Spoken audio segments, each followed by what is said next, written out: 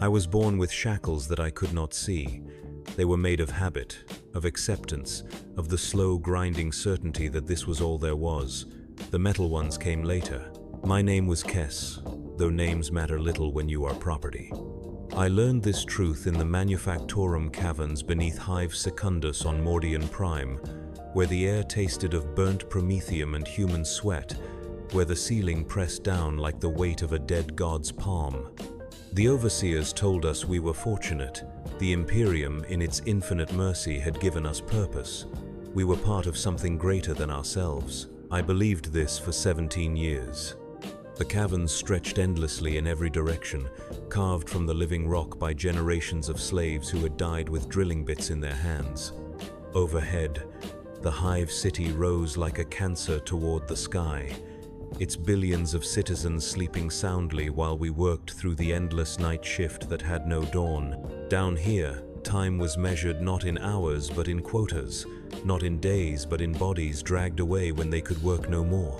My station was Line 7, Section Delta. I assembled bolt shell casings with movements so practiced they had become involuntary. Pick up the metal housing, insert the charge, seal the casing, place it on the conveyor. Again, again. My hands moved without thought, scarred fingers dancing across surfaces worn smooth by a million repetitions. The rhythm was hypnotic.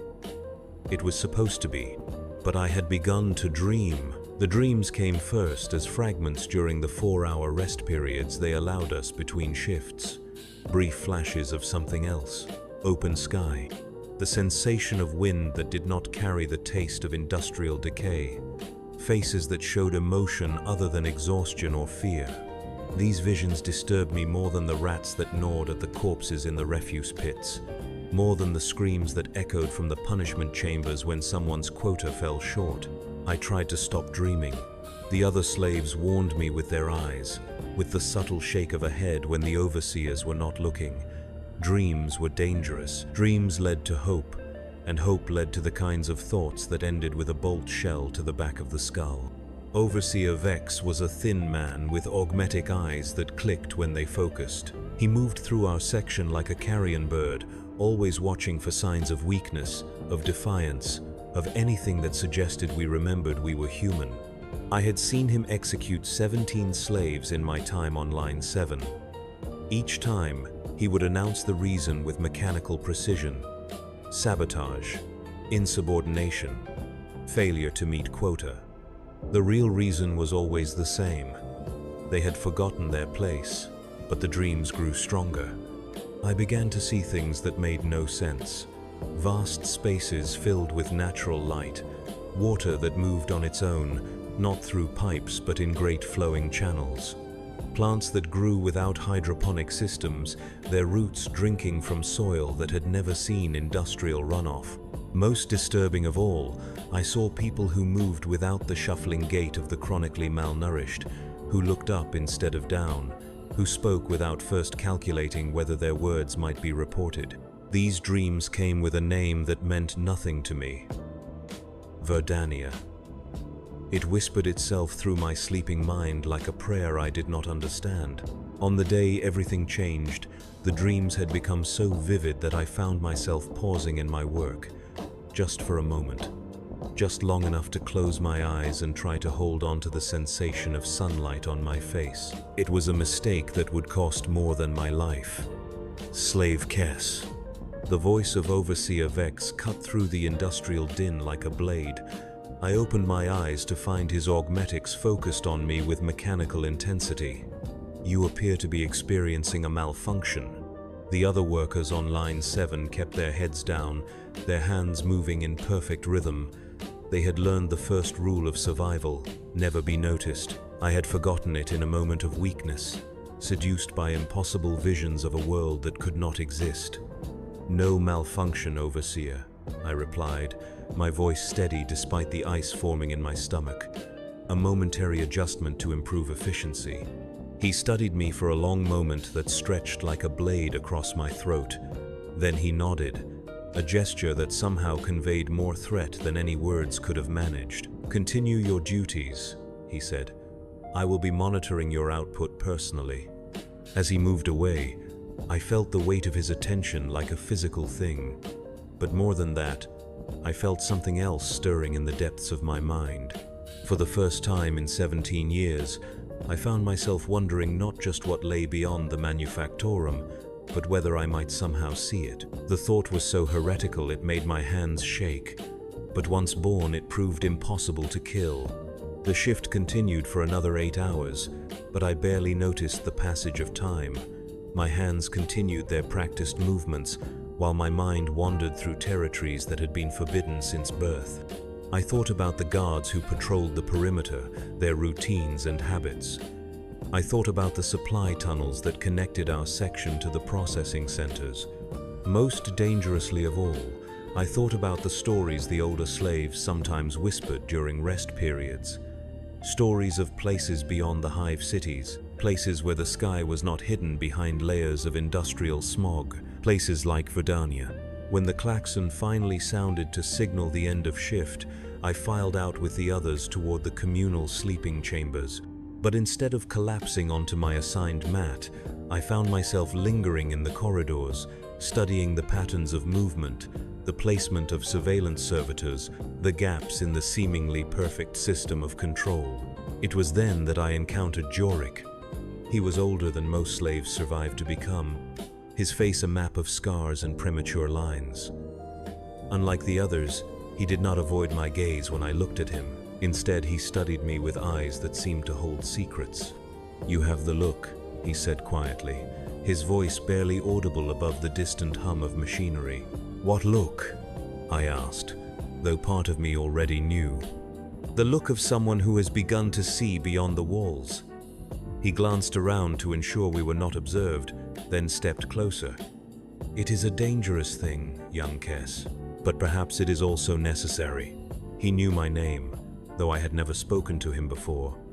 This should have alarmed me, but instead I felt a strange sense of recognition, as if I had been waiting my entire life for this conversation. "Tell me about Verdania," I said. His eyes widened slightly, and for a moment I thought he might flee. But then his expression hardened into something like determination. "Not here," he whispered. "Too many ears, too many eyes. But if you truly wish to know, meet me at the water recycling station during the next rest period. Come alone, and tell no one." Then he was gone, vanishing into the crowd of exhausted workers like smoke dissipating in industrial wind. I spent the remaining hours of my rest period staring at the ceiling of the sleeping chamber, listening to the sounds of my fellow slaves. Some snored, their bodies claiming what little respite they could find.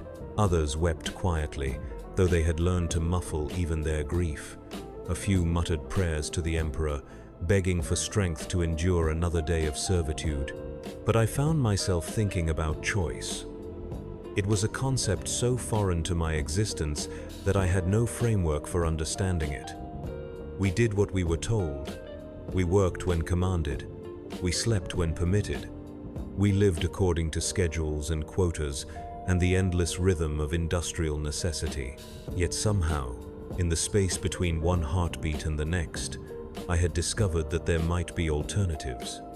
When the time came, I made my way through the darkened corridors toward the water recycling station. The path took me through sections of the manufactorum I had rarely seen, past machinery so ancient that its original purpose had been forgotten, through chambers where the walls wept condensation that might once have been human tears. Jorik was waiting for me beside a massive filtration tank, his figure barely visible in the dim emergency lighting.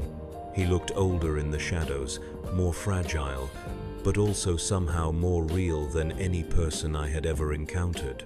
"You came," he said, and I heard surprise in his voice. "You knew I would. I hoped. Hope is all we have left down here, though they try to take even that from us."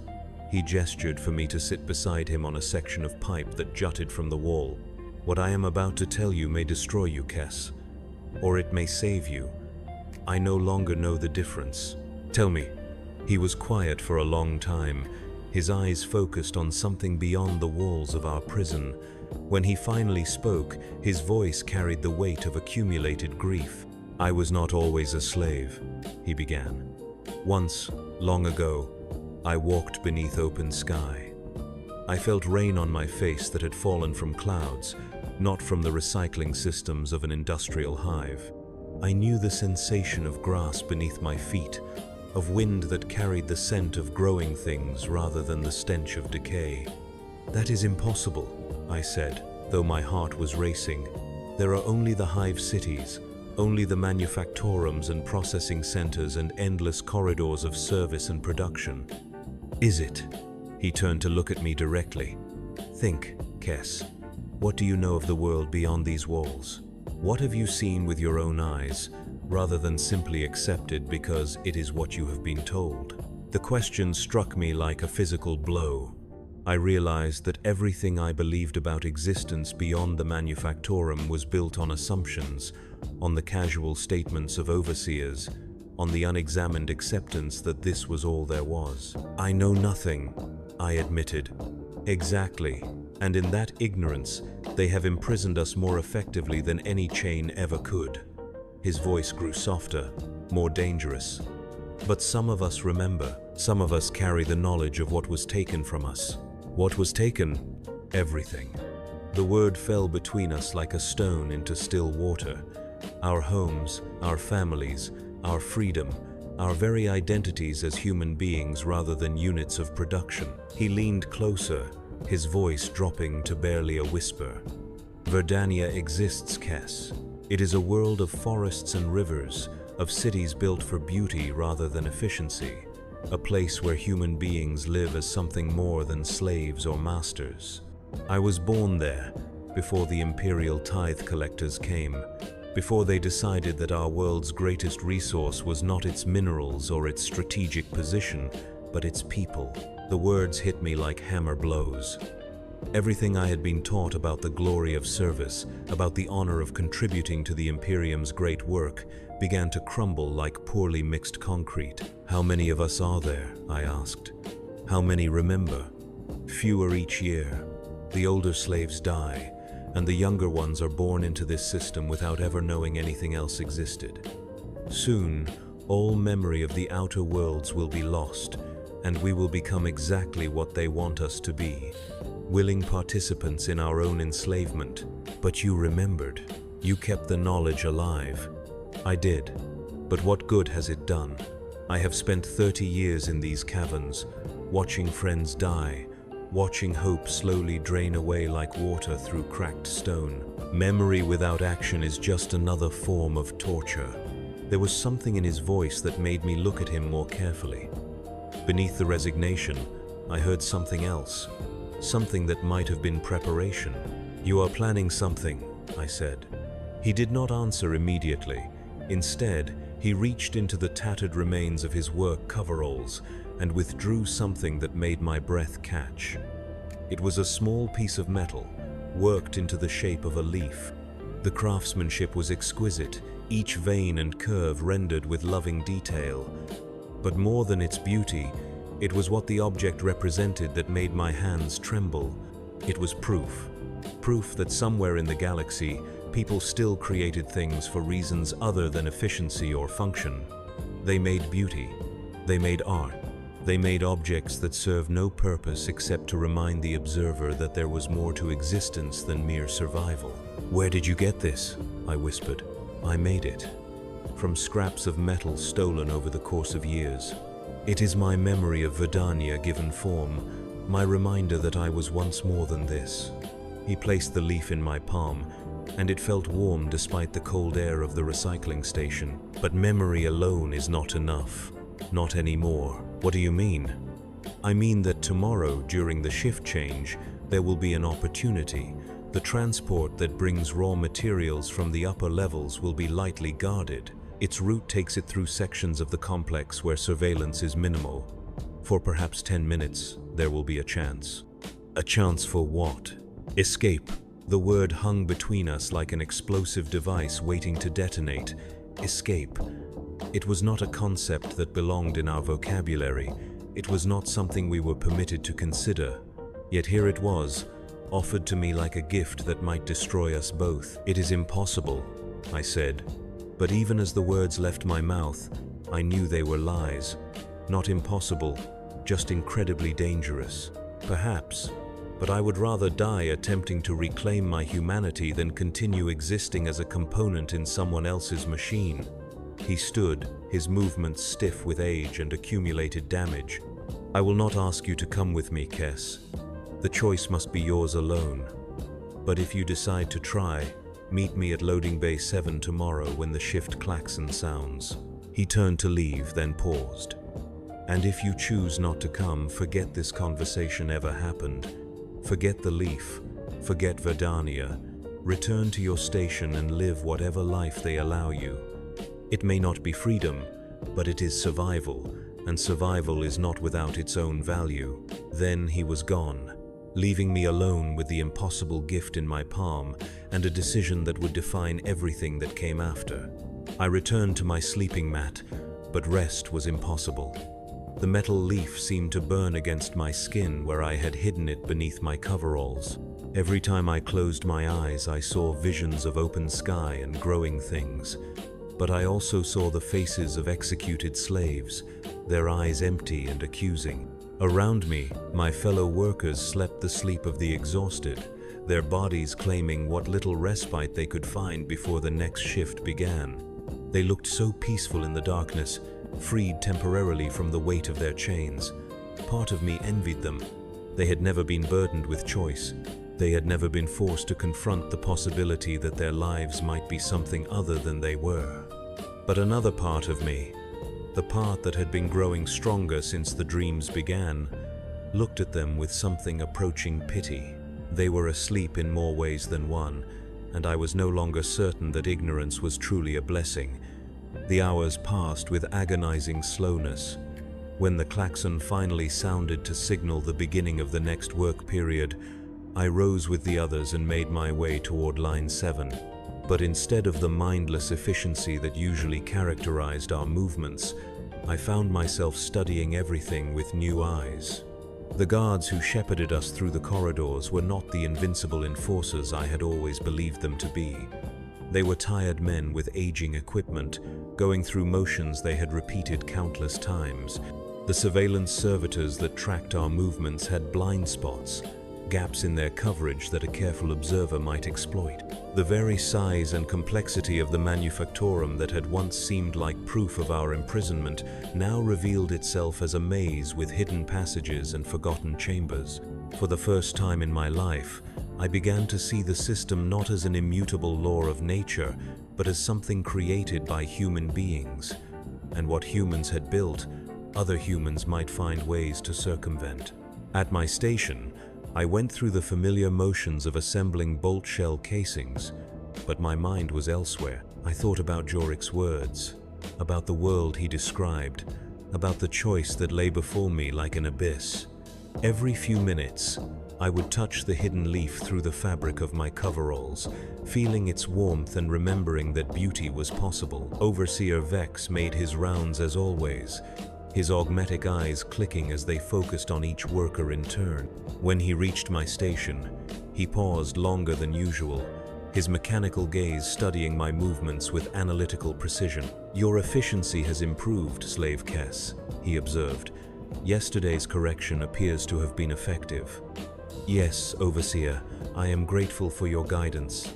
"Good. The Imperium rewards those who learn from their mistakes." He moved to continue his rounds, then stopped. "However, I sense something different about you today. A quality I cannot quite define." My blood turned to ice, but I kept my hands moving in their practiced rhythm. "I do not understand, Overseer. Perhaps it is nothing, but I have learned to trust my instincts when it comes to identifying potential problems." His augmetic eyes whirred softly as they adjusted focus. "I will be watching you closely, Slave Kess. Very closely indeed." As he moved away, I felt the weight of his attention like a physical thing pressing down on my shoulders. But rather than crushing me, it seemed to strengthen my resolve. If I was already under suspicion, then I had little left to lose. The choice was no longer between safety and risk, but between certain slow death and the possibility of something more, the shift dragged on with unbearable slowness. Each hour felt like a day, each minute an eternity of waiting.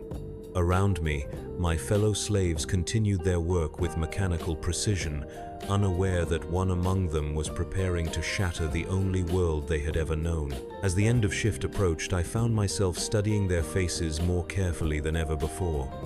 Mira, who worked the station next to mine, humming quietly to herself as she assembled detonator circuits with practiced ease. Old Henrik, whose cough had been getting worse for months, but who continued working because the alternative was the corpse pit. Young Tam, barely 16, who still sometimes cried in his sleep for parents he could barely remember. What would happen to them if I succeeded?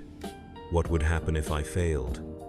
For the first time, I began to understand the true weight of choice.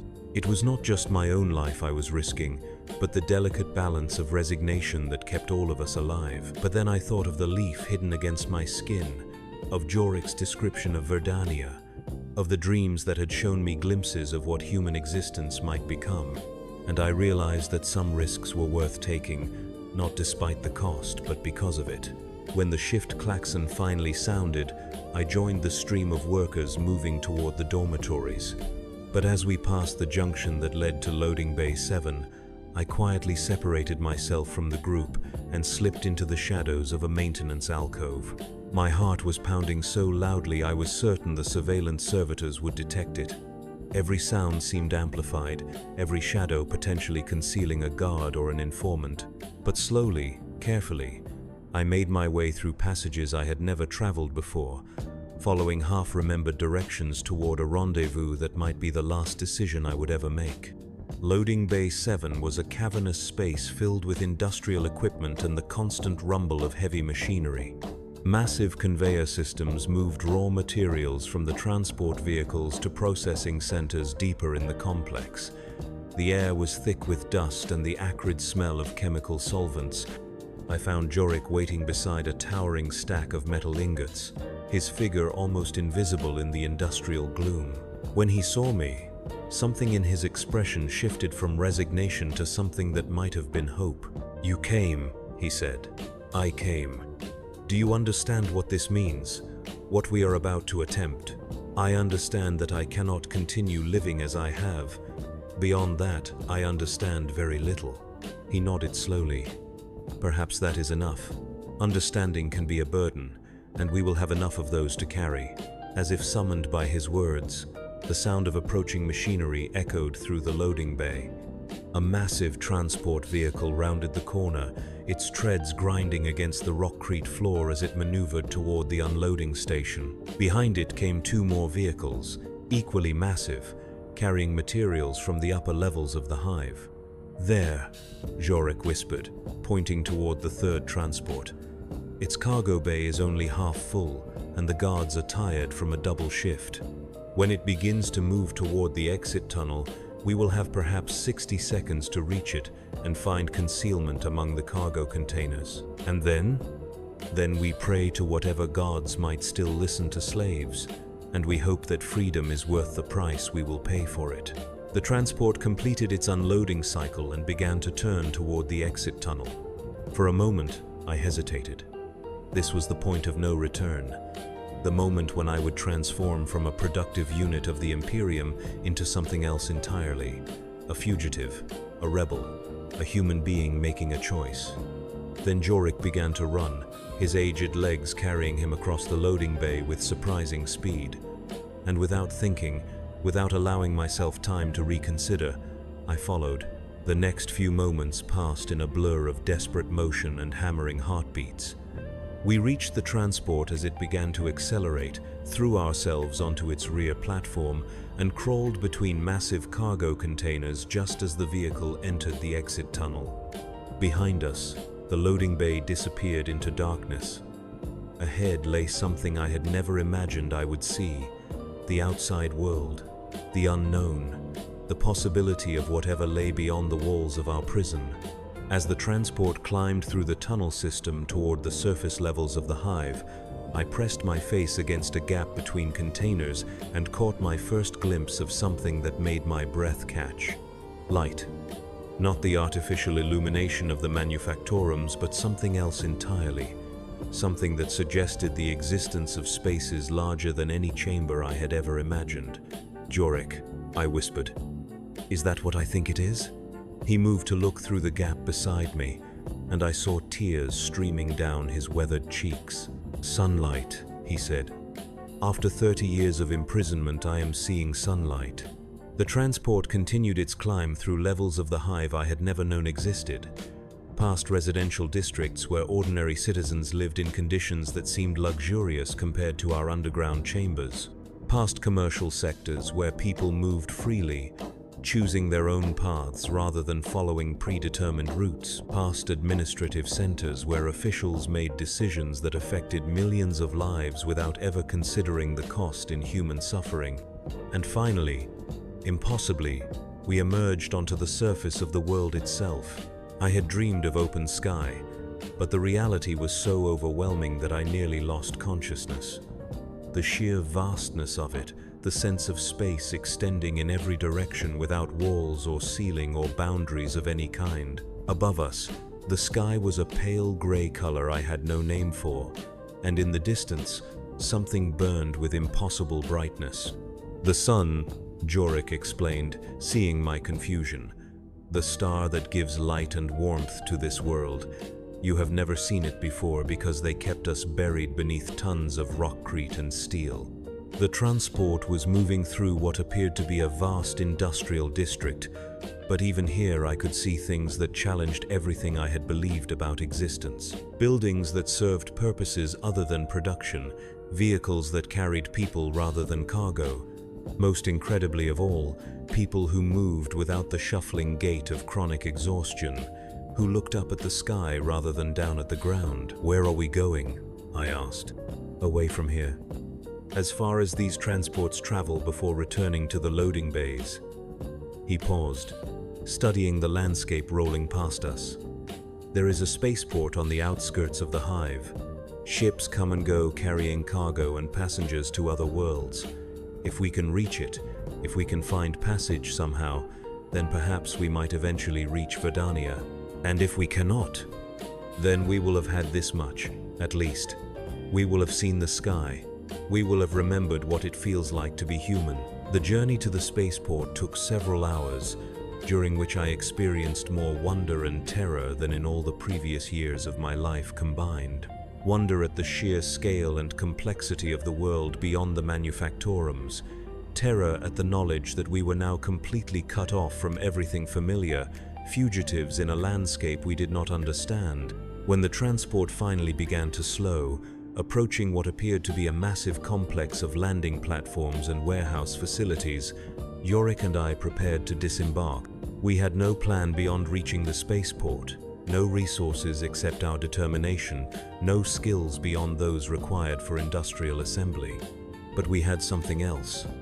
Something that the overseers had tried to take from us but had never quite succeeded in destroying completely. We had hope. The transport came to a stop at a cargo transfer station on the edge of the spaceport complex. As workers began to unload the containers that had concealed us, we slipped away into the maze of buildings and landing platforms that stretched as far as the eye could see. And for the first time in either of our lives, we were free. The realization hit me like a physical blow. Free. The word had no meaning in the context of my previous existence, no framework for understanding. But here, walking through corridors where no overseer watched our every movement, where no quotas measured our worth, where no klaxons marked the boundaries of our existence, I began to understand what Jorik had been trying to tell me. We were no longer property. We were human beings with the power to make choices, even if those choices led to our destruction. The spaceport was a city unto itself, filled with people from across the Imperium. Merchants and pilgrims, soldiers and administrators, all moving with the casual freedom of those who had never known true bondage. Among them, Jorik and I were invisible, just two more figures in work coveralls, unremarkable enough to avoid attention. But our freedom came with a price I had not anticipated. Without the structure of the manufactorum, without the familiar rhythm of shifts and quotas and assigned duties, I found myself overwhelmed by the sheer number of choices available to us. Where should we go? What should we do? How did free people decide such things? Jorik, drawing on memories of a life before enslavement, led us through the complex toward the passenger terminals. His plan, such as it was, focused on finding transport to Verdania.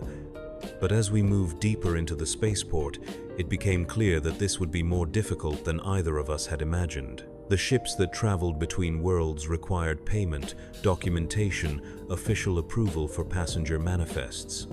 We had none of these things. We were escaped slaves with no identity beyond our service numbers, no currency except the hope that had carried us this far. "We need to find work," Jorik said as we sheltered in a maintenance area between terminals. "Honest work, paid work, something that will give us the resources to book passage legitimately." "What kind of work can escaped slaves find at a spaceport?" "The kind of work that free people do," he replied. "We are no longer slaves, Kess. We must stop thinking of ourselves as such." It sounded simple when he said it, but the reality proved far more complex. Freedom, I was learning, was not simply the absence of chains. It was a skill that had to be developed, a way of thinking that had to be cultivated. After 17 years of having every decision made for us, the prospect of choosing our own path was both exhilarating and terrifying. We spent the next several days learning to navigate this new world. We found temporary work loading and unloading cargo, jobs that required no documentation and paid in small denominations of imperial currency. We slept in maintenance areas and abandoned storage compartments, ate scraps from the food vendors that served the spaceport's legitimate passengers. It was a hard existence, but it was ours. For the first time in our lives, the work we did served our own purposes rather than those of distant masters. The exhaustion we felt at the end of each day was earned rather than imposed. Even our hunger was a form of freedom, a consequence of our own choices rather than the calculated rationing of our captors. But always, beneath the small joys of liberation, was the knowledge that we were living on borrowed time. Escaped slaves were valuable property, and the Imperium did not easily forgive theft of its resources. Eventually, someone would notice our absence. Eventually, the hunt would begin. On our 7th day at the spaceport, that eventuality became reality. I was working a loading shift on Platform 12 when I saw them. 3 figures in the grey uniforms of Manufactorum security, moving through the crowd with the methodical patience of professional hunters. They carried data slates displaying images I could not see clearly, but their purpose was obvious. They were looking for us. I found Jorik at his assigned station and warned him with a subtle gesture we had developed during our brief time as free men. Without speaking, we abandoned our work and made our way toward the emergency exits that had become our escape routes and hiding places. But as we moved through the service corridors beneath the passenger terminals, it became clear that our pursuers had anticipated this response. More security personnel were stationed at the exits, their positions chosen to cut off any attempt at flight. "They knew we would come here," Jorik said as we crouched in the shadows of a maintenance alcove. "They understand escaped slaves better than we understand freedom." "Then what do we do?" "We make a choice that they will not expect." His voice carried a calm that seemed impossible under the circumstances. "We stop running and start fighting." "Fighting? We have no weapons, no training, no resources. What can 2 escaped slaves do against the security apparatus of the Imperium? We can remember what we learned in the manufactorums." He reached into his coveralls and withdrew the metal leaf he had shown me days earlier. "We can create something they cannot control." I did not understand what he meant until he began to move through the maintenance area with purpose I had never seen in him before. He was not running now, not hiding. He was working, his hands moving with the same practiced efficiency he had once applied to industrial assembly. But instead of creating components for weapons of war, he was fashioning something else entirely. Using scraps of metal and wire salvaged from the maintenance equipment around us, he began to construct a device whose purpose became clear only when it was nearly complete. A transmitter. Crude but functional, capable of broadcasting across the spaceport's communication networks. "What are you doing?" I asked. "I am giving them a choice," he replied. "The same choice they gave us all those years ago, though they never realized it." He activated the device, and his voice began to echo through the public address systems of the spaceport. "Citizens of the Imperium," he began, his words carrying across platforms and terminals, reaching the ears of thousands of travelers and workers and officials. "You are listening to the voice of a slave. Not a former slave, not an escaped slave, but a human being who was stolen from his home and forced to work in the darkness beneath your cities." Around us, I could hear the sounds of security forces moving closer, but Jorik continued speaking with calm determination. "For 30 years, I assembled components for weapons that would be used to conquer other worlds, to take other people from their homes and reduce them to the same slavery I endured. I did this work because I was told it served the greater